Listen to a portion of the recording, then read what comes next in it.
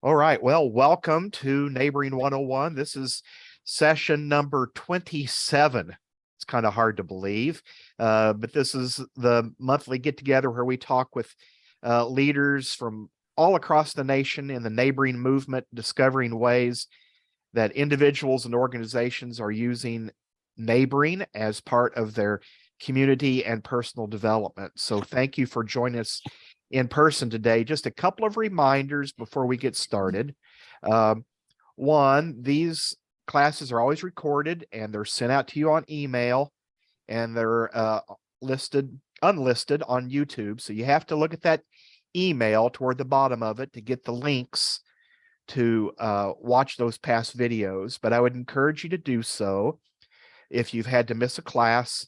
I just checked on the tabulation last week from all the videos last year and then previous years too. But last year we had 4,854 video views of classes that we've posted. So that's great.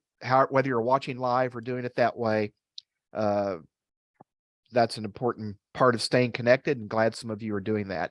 I'll also mention here at the front end, and I'll give more information at the end of the class, but I'm going to start doing a monthly neighborhood coaching, or you could call it like office hours maybe, on Friday following this Neighboring 101. It'll be every Friday from 2 to 4. I'll send out a Zoom link when I send out the class video. And if you want to check in on that office hours, it could be a fun way to network. Maybe you have a question that you want to ask or an idea you want to run past me and get some input on. That would be a perfect time to do that. Just trying to create another way to kind of connect and further this discussion that we're having each month. So this month, our learning goal is for participants to be able to identify ways that the city neighborhood program can help foster a sense of place, a sense of belonging, maybe strengthen social capital, and to encourage practices of engaged neighbors. If you already have a neighboring program in your community, you may pick up some ideas here on how to improve that. Or if you don't, you may get really excited about the idea of adding something like that, or getting the city to look at neighborhoods. That's the goal. We have 4 great panelists today and guests, and while I shared emails with some of them, it's nice to finally see faces and connect online. Short introductions, and then I know they're going to be able to introduce themselves as well. Lisa Mattox is from Peoria, Arizona. I know she probably, especially here in the Midwest, people may think of Illinois, but this is Peoria, Arizona. So Lisa Mattox, we're glad to have you with us. Laura Mize is in Exeter Springs. That's our Missouri person. Laura, great to have you here today and to meet you face to face, finally. Melanie Reason is a business development specialist in the city of Paducah, Kentucky. But Melanie's been a longtime participant in the Neighboring 101 classes. So Melanie, great to have you as a panelist today. And then William Peters. Yes, I see him there in the middle of the screen. William, welcome. He is a neighborhood development specialist from the city of Green Bay. So really looking forward to his input. We won't talk about football at all. We'll leave that off the table, William, because I know how important that is in Green Bay, but it's thrilling to have you. So we are recording today's session, and chat is open. You're welcome to dialogue and share comments in there. But let's get started by just kind of going around the clock here of the panelists. Tell me about your work and how it relates to strengthening neighbors and neighborhoods. Should we start with the local Missourian first? Laura, you okay to weigh in on that first question? Absolutely. Thank you so much for having me. Here in Excelsior Springs, the first disclaimer is everything that we're doing was not my idea.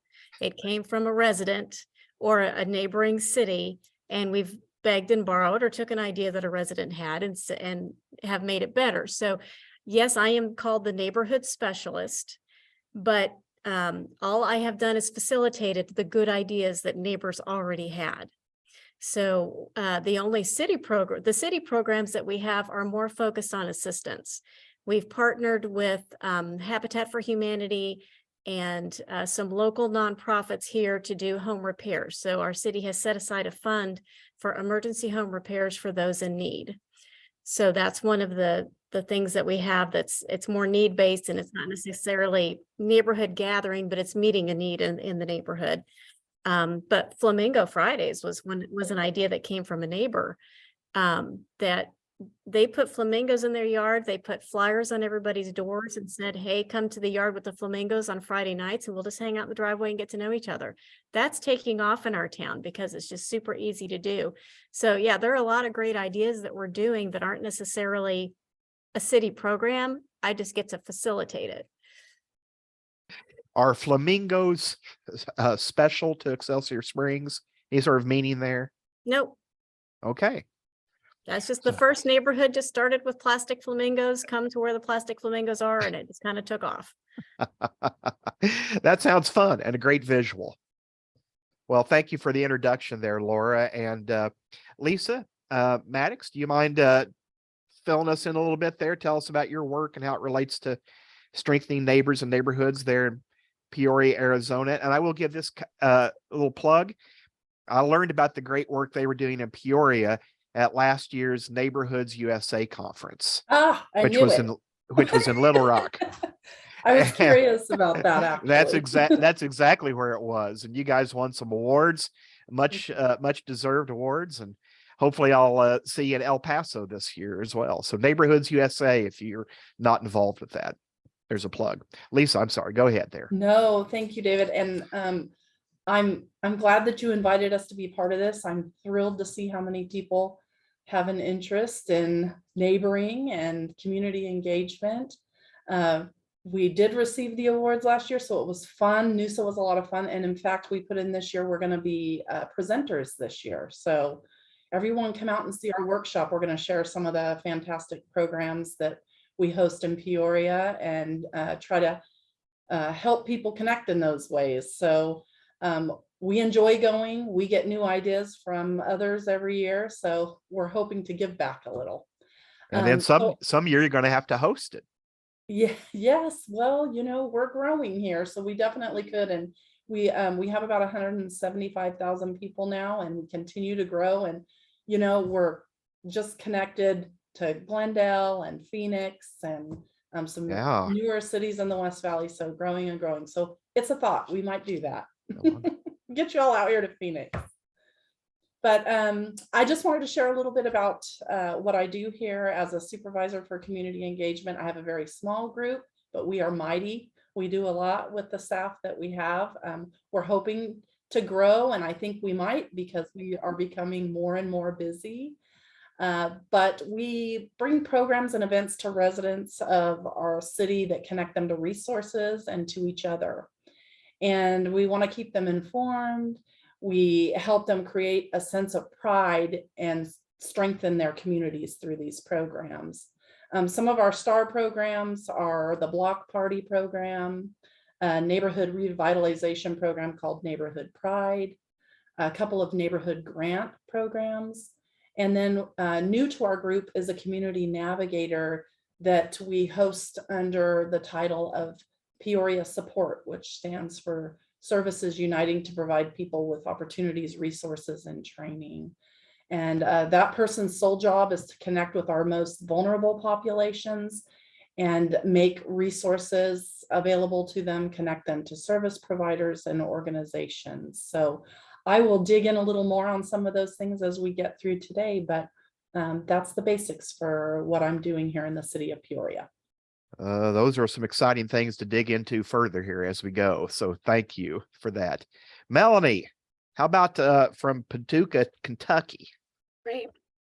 Hi, I've been the neighborhood planner for the city of Paducah for several years, and which is a community development role. And it's heavy on urban planning. So we talk about housing and neighborhood development programs and community engagement. And then my title is business development specialist. So I have taken on economic development duties as well. So I do both. We have we have a really big neighborhood development project that's happening. Paducah has a great history of neighborhood development programs starting in the early 2000s with our artist relocation program. We did a neighborhood development in our Fountain Avenue neighborhood, which is really, really cool. And now we're working on one that's called Southside Neighborhoods Initiative. And it is an area of 8 neighborhoods that have been typically disinvested in. And what's really unique is that this is a community-driven program from beginning to end. I'm working with a steering committee of citizens and other people who live, work, and serve in these neighborhoods to help guide policy and programs. And so we're working in 5 areas of concentration. It's a heavy lift. It's a heavy lift. And we're really excited. And we've made some great progress with our steering committee that I hope to talk a little more about later. Yeah, that's a lot to take on. And you said 7 neighborhoods make up that south side area? 8. 8. 8. Wow. Okay. Does that have a asset-based community development type of focus Mhm, or approach? All right. mhm, You're mhm. I knew you were a lady after my own heart. That's Yeah. awesome. Yep. Well, yeah, I'll be excited to hear more about that then. Cool. And Will Peters from the great city of Green Bay, good to have you today. And Yeah, same question to you as well. sure. Thank you. It's a pleasure to be here. Pleasant surprise. Yeah. So Green Bay, we are call ourselves a city of neighborhoods. Let's say over 2/3 of our city is covered with neighborhood associations. So right now we're at 47 city recognized neighborhood associations. My role with the city as neighborhood development specialist is to work with those residents in those neighborhoods one-on-one. So much of my job is working with neighbors to help them either form or reform their neighborhood associations if they're inactive. But then also, as part of my role with the city, I was also a split staff person between a nonprofit. So we have a nonprofit in the area whose mission is to support these neighborhood associations financially through grant programs, but then also through leadership development as well. So I worked with that organization in providing those resources to those organizations. And then also my attention is also focused with our community development block grant program and home program through HUD. So I work a lot with affordable housing and also the homeless prevention community as well. But this is really a major passion of mine. It's how I got my career started with the city of Green Bay, because before that I was very much a resident, president of my neighborhood association, active. So my roots are definitely in neighborhood associations and resident organizations. So pleasure to be here. I really look forward to talking about the wide programs that we offer, both through Green Bay Neighborhoods, the nonprofit, but then also the special relationship that neighborhood associations have with the city of Green Bay, such as being key stakeholders, key partners in development projects.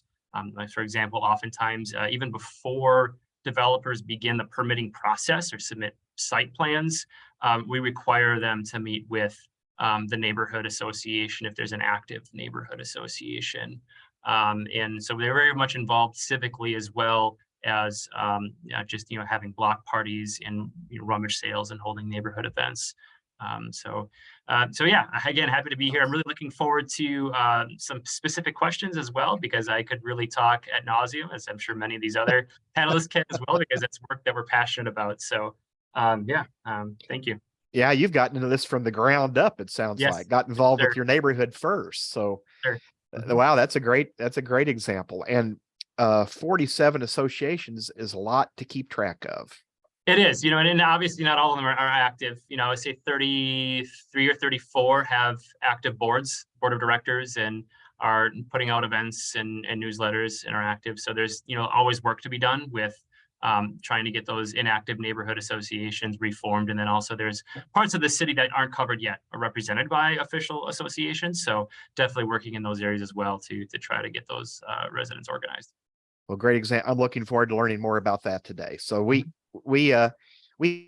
some set questions for the panelists that we'll run through, but if there is something that comes up or a question you want to ask, please do. I think we can veer off track as well. It's not set in stone, but we'll just continue kind of the same rotation, I guess. I mean, that's the best way to do it. So Laura, from your experience, what are the most popular and maybe most impactful city programs or initiatives that you're offering? Well, I wish I could say this was a city initiative, but actually we have two private citizens, and we've supported them in this effort. They have created their own local media company. And this actually started just before COVID hit in the beginning of 2020. This couple created a Facebook page, and they're called the Excelsior Citizen. Our local newspaper went away, and they became the social media version of our local newspaper. And they covered everything happening in school. They covered city events. They covered school board meetings, city council meetings, what's happening in neighborhoods. And they have really been a huge part of knitting our community together. So when 2020 hit and we had seniors who were isolated or people who needed groceries or prescriptions delivered, it was the Excelsior Citizen who helped people make connections with one another. And that was the launching pad for our Neighbors Helping Neighbors program, where we're connecting willing volunteers with people in need. So if we have someone who's in need of leaf raking or snow shoveling, that kind of thing, they can call my office and I can get them connected with scouts or youth groups or a sports team, any number of people that we kind of have a list of who are looking for community service hours. Some high school students as well. We have a graduation requirement for high school students to do some community service. So yeah, that local media company, they're now up to 21,000 followers on their Facebook page and website. So they've done a huge service to our community and getting people connected and giving the city an opportunity to communicate with residents as well about things that are available to them, like the minor home repair program. Again, Neighbors Helping Neighbors, and also code complaints. Let us know what's happening in your neighborhood that we can help you with. And we really want to present ourselves as a partner, and partnerships are really a huge part of what any city can. We can't accomplish anything without good partnerships. And a lot of those partnerships are with residents. So we are asking for neighborhood champions to let us know how we can help them in their neighborhood by addressing that vacant house or assisting the single mom down the block who's got a roof leak. We have all these things in place to help them. And the Excelsior Citizen helps us communicate with residents through their vast number of followers on their Facebook page and website. Yeah, that's an important partnership on getting the word out then. But I love what you're doing there with volunteers and people who need to get service hours in, but maybe some that also just have more of a sense of civic pride to participate in especially meeting code violations, things like that. Probably older people or single people, probably a lot of those that are getting helped, I would guess. Because they'll see a story about it, as we'll post a success story on Facebook. Hey, we connected these two people and now they've got this great relationship. And it awakens them to, hey, I know there's a lady a few doors down from me and I've not, I've noticed that her weeds tend to get a little tall. And so I think it encourages people. I think some of these things are happening without necessarily city involvement. It's just raising awareness to, hey, there are needs in your neighborhood that you can meet. Yeah, absolutely. And telling those stories encourages other people to get involved. It does. Yeah, great examples. Great examples. Lisa, what about in great city of Peoria? So I have 3 I want to share with you today, so I'll try to get through them as quickly as possible. And I'm just so excited about what we're doing here. So when I was kind of writing up some notes for myself, I found that I could have, like Will said, I can go on and on and on about things. So that's great. But I'll just share a few with you. One is our Neighborhood Pride program. This is an older program. It's a revitalization program for neighborhoods. So it offers property owners in traditional neighborhoods, so non-HOA, the opportunity to receive external cosmetic property improvements or enhancements through the award of materials and volunteer labor. And this was one of our NUSA award-winning programs. And I have a short little, I think it's just about 1-minute video if I have time to show that. Okay, let me see it. Let me see if Yes, please let me see if I can get it to. share your screen. Oh, you're probably not seeing it. Hold on. Nope, we're not seeing it. I know you're a host. I know you're a co-host. Let's see. It wants to come up on the wrong screen. Let me see if I can put it here. Sorry, everyone. I It's thought one I of the- had it ready to go, but We were talking about technology before the class started. I know, and I've even, oh no, it still wants to go to the wrong screen. Well, If you have a link for it, maybe drop the link in that the is chat, exactly what I was gonna say. I will and just share it with I'll- the group. and I'll include that in the recap email that goes out as well. You bet. Yeah. And it's just a short video showing you some of our fantastic volunteers. People come out that day. It is like ants coming out of an anthill. It just amazes me. The volunteers that we get out for that day, we usually have 400 to 500 volunteers that day, and we make improvements to anywhere from 30 to 40 homes in a single Wow. day. So it's a fun program. It's really rewarding, and it's amazing to just get with the residents afterwards and get their feedback, and they're all so thankful, and really they start talking to each other. And what's the best thing to me about this program is that you have people who they're not engaging with you at first. They don't want to be part of the program. They're hesitant for whatever reason. And then when they see that day and everyone comes out and all this work is happening, pretty soon they're coming up to you. Well, I didn't know about this program. Can I get involved? And so we do a second day where we go out and try to follow up and connect with some of those people who may have missed out on the first round. Does that program have a long history? Have you been doing that for quite a while? It's about 25 years now, I believe. Wow. Yeah. So thank you. Yes, it happens every year, and we're really proud of it. That's probably our signature program right now, just because of the longevity and the success of it. Could you tell us the name of that program one more time? Sure. It's called Neighborhood Pride. And then another program we're proud of is our block parties. This is something that's new to us.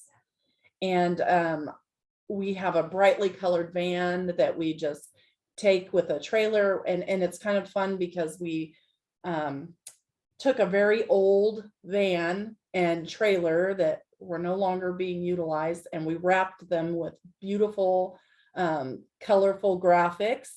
And we filled them with fun things, like large games, like cornhole and giant Jenga and things like that, that people can, gather around the games and play with each other and just start getting them talking to each other. So it's just a way to ignite engagement and encourage social interaction and get people really talking to each other and looking out for each other. The third thing I wanted to talk about a little bit is our pop-ups. So we call them Peoria pop-ups, but really what we're doing is we just pop up in a neighborhood. We may be doing knock and talks to talk to people about some kind of development or street repair or something that might be happening in their neighborhood. Maybe we're addressing some sort of concern that a resident has brought to us, and we realize, oh wow, they're not the only person concerned about this. And so we'll bring subject matter experts out to the neighborhood and just pop up with that colorful van and some tables and address the problem all at once, but then have some breakout sessions where people can just talk to one another and ask questions, learn a little more about what's happening there or what might be planned there. And we're getting some good success with that. Things are really changing inner city and with our residents utilizing that program. And so I'll share a little more with you about that later. Well, I love that pop-up idea. So that city staff that comes out on some of that then? Yeah, so we get city staff out there. So we've done a lot of things. I can share one in particular. There was kind of a left-hand turn out of a community that was going to change because there had been a lot of accidents in that area. And so there was a lot of concern because it was the main entrance and exit out of that certain neighborhood. And so we knew that people might be a little upset about the change. It might delay their commute just a little bit, you know, getting in and out of their community, but it was for the benefit of keeping everyone safe. But instead of being reactive to that, we said, let's be proactive. Let's get in there. Let's pop up. Let's invite everyone out. So we flyered the entire neighborhood before the event and just let them know, meet us here on this date. We're going to talk about some changes happening in your community. And people showed up to the pop-up. And in fact, there were about 45, 50 people at this particular pop-up. And when they first got there, boy, they had some concerns. They had a lot of questions and they were actually a little heated about what was happening. But we had some great information and background to share with them, bringing the subject matter experts out. They talked through everything. We had some illustration, like storyboards out, so they could see what the change would look like and why we were doing it and why we were making the change. And by the end of that event, everyone was so thankful that we'd come out there to explain to them what was happening. And after, we did not have any phone calls from residents with any kind of complaints or concerns about what was happening there. And you know, if we had not addressed it in that way, we definitely would have. So Yeah. it's just going that extra mile. We have a great group of people here in community development and streets and all that, and they do a great job putting information together and getting it out to residents. But sometimes we know that there are certain projects that take a little more care. And so that's where we come in. We get to get out there and get face to face with the residents and answer their questions. Well, that's a great example. I can think of 2 city officials in the last month that have lamented to me about the low turnout at public hearings, public meetings on Mhm. things like this. Yes. Here's is a wonderful example of how to do those public meetings, public approach differently. I think both of them would fall over with the idea of 44 citizens being engaged with on a subject like that.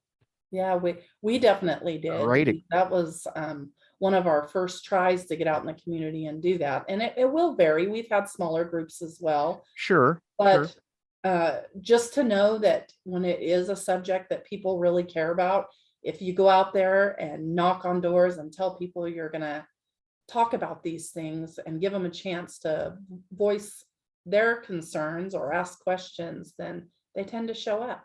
Yeah, and taking it to them instead of saying, you all make your way across town to us. That's right. Just Very different. bring the information to them. Very different approach. Love that. You should be proud. That sounds great. Well, Melanie, how about you? Some popular and impactful examples of programs going on there. So I would say what I thought I was going to talk about is maybe not what I'll share, since I've heard some of the other people. So in addition to our big, I'll highlight our big neighborhood development program. There's 5 areas of concentration. So housing, connectivity and infrastructure, recreation, economic opportunity, and the neighborhood vitality. And housing is really going to be focused on getting more housing units on the ground. And so a lot of that will be incentive work. We are working with a nonprofit who does home repairs, and it's an income-based program. And they are, since they're outside of the city, they receive funds from the state, from our Kentucky Housing Corporation. So they're able to mix and match funds. And so we'll be able to put into their pool and concentrate on our neighborhoods. So we're looking at, for housing, several different types of programs to impact maybe different types of people, including adopting some regulations around rentals that currently just there aren't any. So we're looking at different strategies to improve quality and quantity of housing. We're looking at park improvements. We just had a really great community engagement event with our steering committee, who's driven by our steering committee, which is citizens and community leaders. And so if you get out there into the community, people will come, people are interested. We also had free hot dogs, so that does not hurt. We get you from your 50 people to 200 people, just it's hot dogs. That's the secret. So we had great turnout for that. And so that community engagement piece actually is informing a parks and rec work plan for the next 3 years. So if you think that for other people who are listening, it's really important that you understand that your input does matter and it can make decisions. And so being willing to go to one of those events and eat your free hot dog and then give your opinion, I think it's really important. So for me, that was a win. One of the other really, really impactful things that we've done is last summer, I ran as a part of our Southside Neighborhoods Initiative. We did a thing called Rise and Shine, which was an 8-week neighborhood cleanup. It was huge. It was one of the first programs that we've done as a team here inside the city. We have 11 different departments in the city, and we utilized all of them as a team effort. So if you've ever worked in a big organization, you know what kind of a challenge that could be. And I was the project leader for this. So we got everybody working together. We did 8 weeks. So 1 week in each neighborhood to do a cleanup. So Public Works brought out giant roll-offs. You could just fill it with whatever. We had, if you didn't know this, most Lowe's home improvement stores are allocated a certain number of volunteer hours that are paid for their employees. At least in our region they are. And so Lowe's was like, there's a Lowe's in these neighborhoods. And so we really want to partner with this. They came out and did trash pickup 1 day a week. They sent out employee after employee, and they walked around in the middle of July picking up trash with buckets and grabbers. So the potential place for you to find community partner volunteers. We had community groups come out and haul off stoves and fridges off of porches that maybe Granny got a new stove and she really couldn't get it any farther than her front door, and so it's sitting on her porch. So things like that. And this, tires, paint, all the things that are really expensive to take off. We provided these services for free. Every Sunday, we worked with a bank partner. Bank sponsored this for us. And every Sunday they brought out ice cream. We had an ice cream social every single Sunday in every single neighborhood where we did community engagement or to help inform some of the strategy that we were going to put together. It ended up winning an award from Kentucky League of Cities as a neighborhood initiative. So it was really impactful. We're talking tons and tons of trash that was hauled off. Everybody has an eyesore in their neighborhood, whether it's the one guy who doesn't mow his grass enough, or if it's an empty lot that's overgrown and filled with tires. We had everything on the whole spectrum. And so that was, I think, a great way to begin a big project like this, because people all of a sudden were really excited, and it's very visual and they can see things happening. Again, it's not just one of those city things where they say they're going to do something, but I've never seen it. They could see this. And so we got a lot of community support and a lot of community participation. It's like the opposite of the broken window effect. You start to clean up one and everybody all of a sudden feels like they can also do that. So I think that was probably the biggest thing we've done in the last year. But in our 5 areas of concentration for our neighborhoods initiative, some of the programs that you guys are talking about will fall under our neighborhood vitality bucket, I guess, of work. And that's where we really think about what makes a neighborhood great. What are those little things like, is it establishing a neighborhood organization? Is it a block party? Is it, clean and green your lots where the empty lots get a little landscaping love? Is it public art? Because we're a UNESCO creative city, one of 9 in the United States. So art's very important to us as a community. So these are things that we'll be looking at. So I'm glad to be able to listen in, and I've got already bookmarked some of these pages on your city website, so I can take some ideas to my steering committee.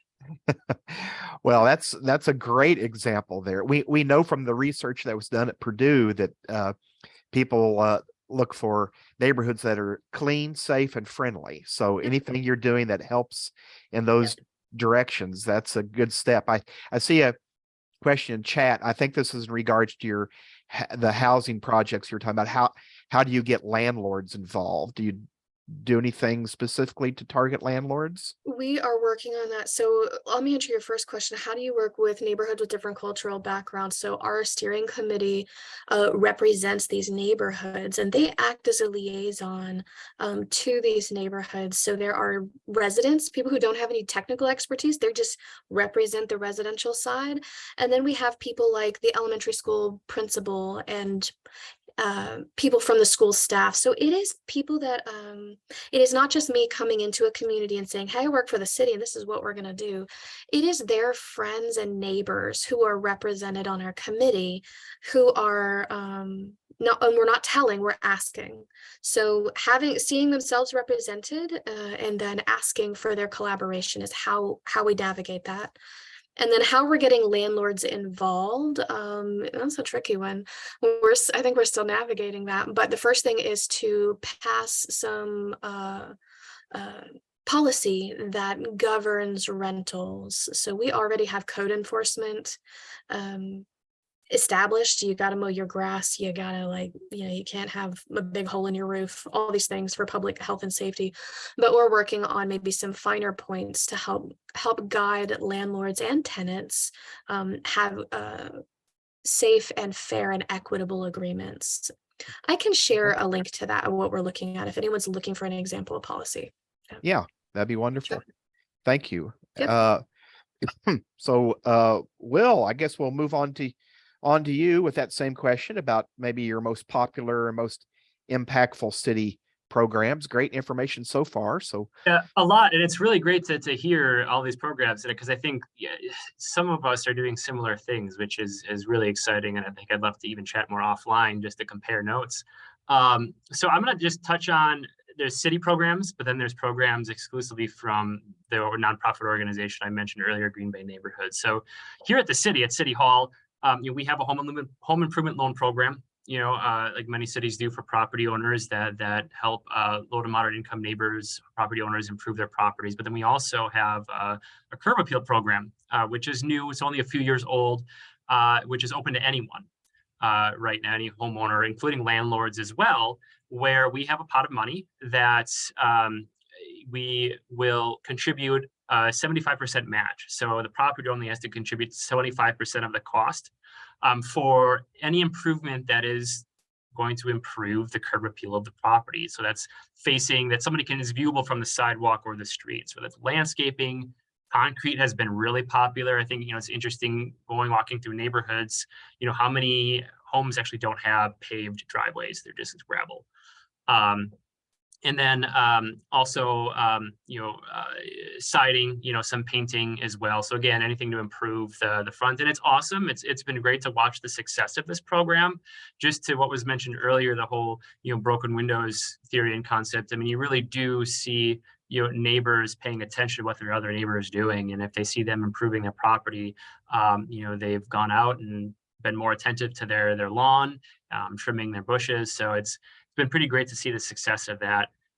We also do a pop-up City Hall as well. So similar to, I think what Lisa was doing in her community, where we piggyback off of other events in the community. So whether it's a farmer's market or music in the park, but essentially we're bringing City Hall to the people when it comes to needing input on development projects, or maybe it's, a new bike ped plan that came out that we want to share, with the community, or if it's information, data collecting, really try to be out in the community as much as possible. And then we also instituted, we've only done this twice, but I think it's a really great tool to have in your toolbox as a municipality.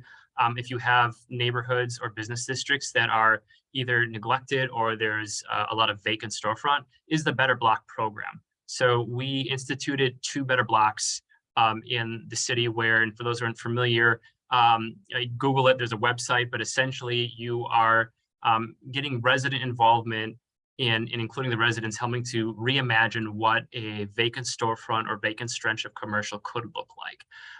So we had a block like that in our downtown, which had vacant storefronts where we worked with residents and other local businesses to bring in pop-up shops, live entertainment, music. We also included some traffic calming measures as well. So there weren't any bike lanes on the street of the block that we were on. So we added barriers like trees and shrubs to mimic bike lanes, just to give people that vision of, hey, this is what this neighborhood could feel like and be like. So it was awesome. And there was actually one storefront that ended up getting a permanent tenant, which was awesome. You know, there's aren't always those successes, but again, it's just to get residents involved and engaged in reimagining what their neighborhood could be like and be a part of that process. Because, you know, part of our philosophy, or at least the philosophy that I carry and try to institute in the work that we do here is, you know, nobody knows the neighborhood better than the people that live there, right? So it's really making sure that we're doing our due diligence to making residents feel like this is their community and this is their city as well. And then, you know, with that nonprofit Green Bay Neighborhoods, so we've invested over $1 million, well over $1 million in mini grants and other grant forms to neighborhoods. So we are literally putting money in the hands of these neighborhood associations to do projects, you know, and it's a very simple grant application because we understand that, you know, leaders, residents coming into these leadership positions in their organizations may have never touched a grant application before in their life, you know. So it really made a simplified process where neighbors can come up with whether it's a beautification project, a community building events, or perhaps even a public improvement such as, you know, new park equipments or street lighting or lighting in their park. And to apply for. So I mean, some of the projects that has funded is, you know, lighting improvements to a park, contributions towards a dog park. Our neighborhood last year has done a dumpster day event, so similar to what Melanie was talking about with their neighborhood cleanups. You know, this neighborhood association uses grant money to cover the cost of tire disposal, chemical disposal, and bulky household items because it was a neighborhood that, you know, had a lot of its exterior storage inspection complaints. You know, where there's a lot of elderly or people that's, you know, aren't able to move those mattresses from out of the house or the backyard. And boy, oh boy, like that was, and so that's my neighborhood. So I'm not trying to toot my own horn. But like, so from firsthand experience, like I've never gotten so many compliments from neighbors before, but this is such, because the city only does bulk pickup twice a year. So limited opportunities to dispose of this stuff. And especially with tires, boy, oh boy, I mean, yeah, you got to pay for that. So they end up either in our alleys or in vacant lots. So I've seen great success with that program. And then also events like a children's market where they're letting the neighborhood kids develop a business plan and a product that they want to sell. And they have space at a farmer's market where they're able to sell that to the public. And it's pretty cool stuff. So again, you know, what I love about neighborhood associations is that like sky's the limit, right? I mean, they're like their own nonprofit organization. You know, they're steering, you know, what they feel the priorities are for the neighborhood or the activities they want to do, you know, whether that's community building or community gardening or wanting to look at make public improvements, you know, to the physical environment. And then also something that was a partnership between Green Bay Neighborhoods and the city as well is we instituted a Good Neighbor Week. And it was during the pandemic, actually. So the first year of the pandemic during the shutdown, and I was part of the planning team for that. And we verged on whether or not we should cancel, but we're like, if there's no better time than now when everybody is isolated and stuck up in their house and really there's a lack of neighborliness, right, during that time period, there's no better time, you know, to try to have that. So it was hard, but it was a success. You know, I think we engaged more than 400 volunteers, I believe, you know, who, you know, took up small improvement projects, right? They're helping that neighbor rake their front yard. Gutter cleaning, you know, was a huge program as well.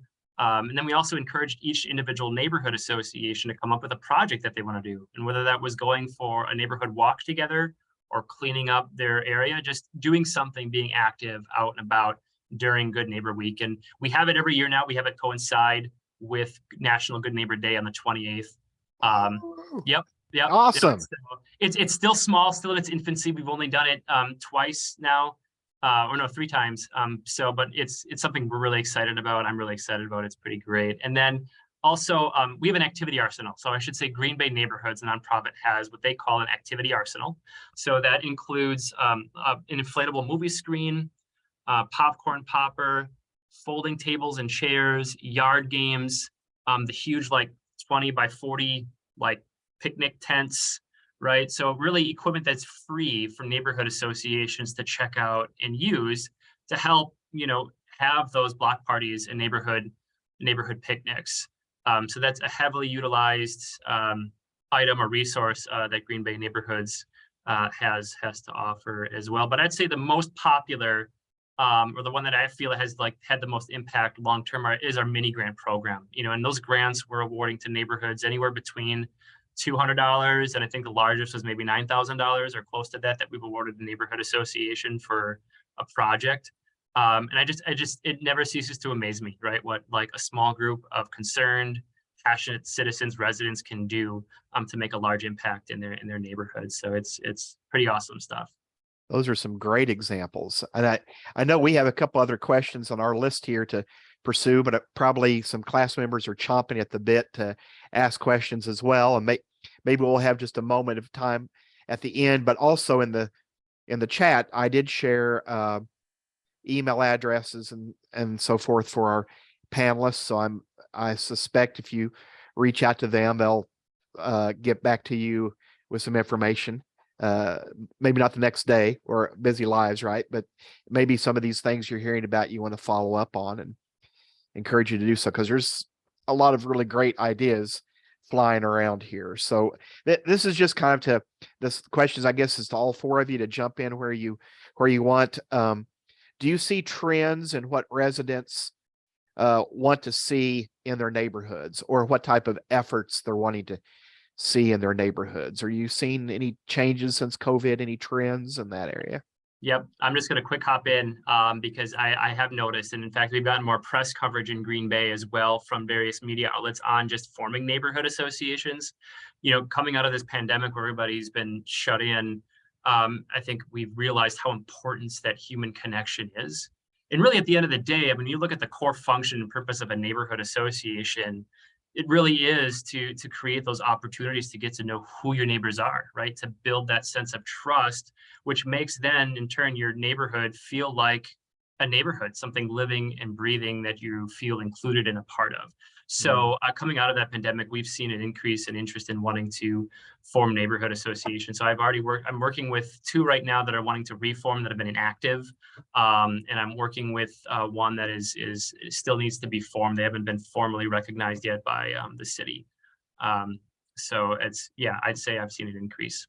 Interesting. Any other panelists? Have you seen any trends in what residents are wanting to see? I would say that residents, I go back to the basic principles. People want neighborhoods that are clean, safe, and friendly. And I would wager to guess that all requests could fall under one of those three categories. Good point. I can, piggyback off of that. We have an ongoing rental program, and that's one of the things that we got complaints about. Do something about that vacant property or that rental property. So it kind of falls under code enforcement also. But we're really trying to emphasize a proactive approach to code enforcement and problems in neighborhoods. And our rental properties the landlord has to have a business license, and the property has to be inspected every 2 years. So that helps to eliminate some of the problems that can develop over a neglected rental property over time. And it lets those tenants know that you're a valued part of this neighborhood. We want you to have a safe house. That's why we're inspecting it, to make sure that it meets all of the appropriate codes. And I think it goes a long way to letting the tenant know that we value you as much as we value the homeowner next door. We want both properties to be safe and beautiful. Yeah. And I would jump on and add to that, just going back a little to what Will was talking about. He was saying, people want that human connection, but one of the trends we actually saw here, and I have to admit, we live in Arizona, so it's warm here a lot. People come home, they drive into their garage and close it, never to be seen again. And so we have that to contend with here. But one of the things we noticed was, we had all these block watch groups and everything in place, and people quit coming together. They were starting to use things like Nextdoor, which they do. And don't get me wrong, I love those kind of apps and being able to communicate with people in that way. But we also know that having that human connection, really looking out for each other. And again, like Will said, no one knows your neighborhood like you. So you have to be talking to each other and looking out for each other. And so that's why we feel some of the programs we're doing, like the block party and things like that, where we initiate the coming together of those residents, are really important. And then I would say another trend that I wanted to share with you all in doing these programs, because they're also, we have a couple of programs like Neighborhood Pride that are old. We've been doing them forever. We know they're successful, but some of these new things that we're implementing are creating trends within our city. And that is that our own city staff are starting to reach out to us more and more, because they realize that this proactive approach to connecting with citizens is making a difference in their everyday work. And so that's something that I'm really proud of, and I hope we can keep growing. We still have some work to do, but we're getting there. Wow, you should be proud of that. City staff reaching out to you to get connected. That is quite a testament right there to the work you're doing and the impact of that. That's wonderful. So are you, so it sounds like each of you in the examples you've given are sharing some ways that you're getting neighbors, residents more engaged, more involved, both locally in the neighborhood. Do you see that then spilling out, their involvement in their neighborhood spills out into the greater community as well? Have you started seeing that? Yeah, I would like, I don't know if I could like pinpoint it, like give you an example, like A led to B, but well, I could actually. I mean, so there's a neighborhood in particular that, they didn't have a park at all in their neighborhood. And it was, I'd say, one of the highest populations of youth and children, very dense in that sense. And it was really because of the neighbors in that neighborhood association that advocated and rallied for that park. They got a park. I mean, they worked with City Hall and city staff, and it took years, right? Because there were some nasty properties, that were just neglected beyond repair that had to get acquired and demoed. But I mean, that was just a testament to what, residents can do to shape their community. And I think when you've got so many, like we're a population of 120,000 people approximately, and we've got neighborhood associations that cover, approximately 2/3 of the city. I mean, it's all the small, acts of kindness and the work that they're doing within their neighborhood that together it's such a collective impact. We have all these neighborhood associations active and involved, and whether that's holding, again, like a block party, sending out newsletters, coming to city meetings. I mean, you're really creating not just an engaged neighborhood, but ultimately you're creating an engaged community. I mean, I've talked to people that have moved here from Minneapolis or out of states, out of city, that have moved here because they see like our branding. Like, we require neighborhood associations, we pay for it actually for branding identification signs, so that when you go into a neighborhood, that you're in that neighborhood. And so that helps just add to the feel, of being part of something. So it really has contributed to, I think, the overall quality of life of the city of Green Bay. I can tell you when they were first instituted in '96, when we started getting looking at crime stats, we have seen a reduction in police calls and crime stats from '96 to where we are now. And though I can't take all of the credit, or neighborhood associations can't take all of the credit, that we have a really great police department, a lot of that has to do with active and engaged residents and citizens not being afraid to make those calls or take ownership of where they're living. So Yes, I think it absolutely. absolutely has impacted our community as a whole. Well, I think you can take a credit for a lot of that. You're being It's really the neighbors. You know what I mean? Like, I like neighbor. Yeah. We light the spark, right? We give residents that idea of like, yes, they have a voice, and this is the kind of stuff that you can get done and do. But really all the credit is them. It's like eventually that's what I love about this, is that these organizations, they're resident led and driven.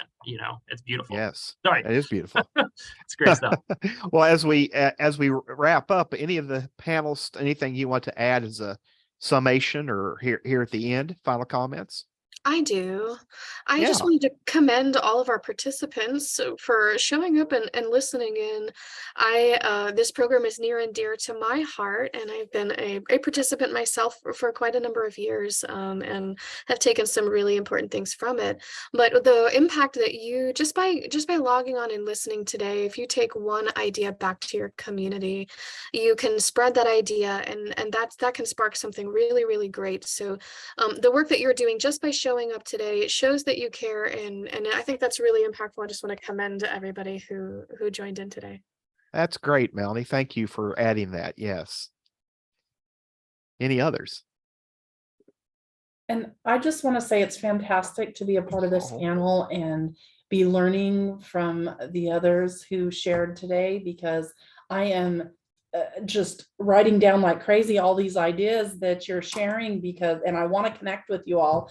I think there's some fantastic things here that we maybe do a different version of, or don't do at all, that I'd like to connect with you on. And I think it's important that we keep our minds open to these kind of things, because we know that in order to really understand people, we have to connect with them in all different ways. There's no one perfect way to connect with our community members. Everyone has different capabilities. They're at different places in their life. They work different schedules. And so we just have to be open to finding different programs and communication efforts that work for them.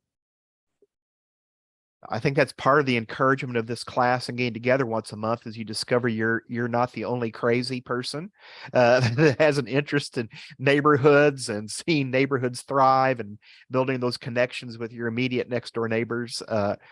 There's just encouragement that comes from that, as well as great ideas that come up too. So Laura, you may be last. Anything additional that you would like to add? And again, thank you so much for putting this together. It's just, I'm doing the same thing, taking notes like crazy. And again, just wanted to echo, every idea we've ever implemented didn't come from my office. It came from somebody else. So interacting with your residents and your citizens and other people doing this work is where all the great ideas come from. Something that we've also done that I wanted to highlight: in November, World Kindness Day happens. I believe it's on the 13th. And along with Good Neighbor Week, World Kindness Day is something that our city has started really celebrating. And we use that local media company to nominate people in the community for kindness awards. And sometimes it's the lady at the dentist's office who makes everybody feel good. I'm in a rural community that's very small. We've got 11,000 people. So we're like one neighborhood. Hearing about Green Bay and these other big places, like, well, yeah, we're just one little neighborhood. But anyway, I highly encourage you to implement Kindness Day as a way for people to engage with each other, with residents, to engage with each other. Those are all great opportunities, whether it's Kindness Day or it's Won't You Be My Neighbor Day, Mr. Rogers' birthday on March 20th, or National Good Neighbor Day. I was so glad to hear Will mention that. Celebrate. I mean, those are great opportunities for all of us to be on the same page, and getting media attention, part of it, and really spreading that idea. I think there's power in doing that. Well, I see people that added in chat their thank you to the panelists as well. Thank you for being here and for sharing today. Hopefully there'll be some other dialogue that'll go on after this meeting, and there'll be a recap that'll go out on email and the video, and I'll include a reminder in that I will have office hours or coaching hours tomorrow on Zoom if you want to log in and talk about some of this further, or discuss an idea that you have about implementing this in your neighborhood, or anything else that's come up. It's just an opportunity to have those exchanges, because sometimes we run out of time here and can't have as much dialogue. So the party continues tomorrow, let's say it that way, from 2 to 4. But I'm going to change that from office hours to party time, maybe a neighborhood party time. So thank you, panelists, for being here. Thank you, everyone, for joining in for Neighboring 101. Great to have you. Good to see everybody, and enjoy the rest of your day. Thank you. Take Bye, care. everybody. Thank you.